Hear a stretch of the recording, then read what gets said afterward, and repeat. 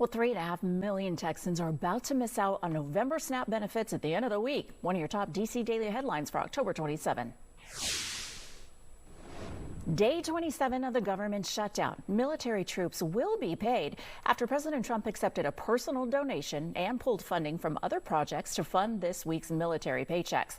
But the president will not tap the $5 billion in SNAP contingency funds to at least partially fund the November food stamp benefits. The Senate returns today from another 3-day weekend, while the House is now starting week 6 of a recess. Up next, we are now 2 days away from thousands of federal workers who are not military missing their first full paychecks. 5 days away from the Affordable Care Act open enrollment without the subsidies, missed SNAP benefits, and a risk for Head Start funding. President Trump and President Xi have reportedly agreed to a trade deal to avoid a 157% tariff on Chinese imports this week.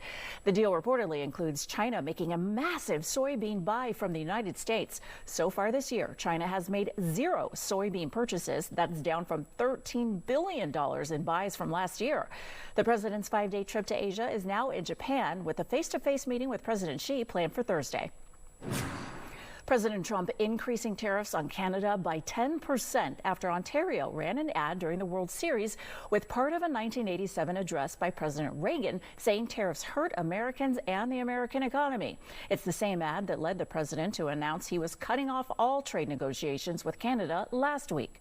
The Reagan Foundation has said the ad, quote, misrepresents the presidential radio address with selective audio and video that was out of order.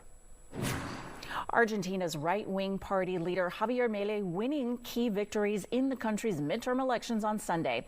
Milei's party won more than 40% of the votes, helping him secure nearly half of the lower house of Congress. President Trump has pledged support for Argentina if Milei won, including a $40 billion bailout and beef imports from the country to rescue Argentina's economy.